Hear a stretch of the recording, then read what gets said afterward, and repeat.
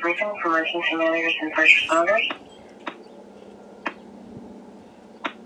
Well, first thing to mention is that we are in the middle of the test tornado watch and warning drill for South Dakota Severe Weather Awareness Week. You should have already received the watch, and momentarily, and the warning will go out in about 10 minutes.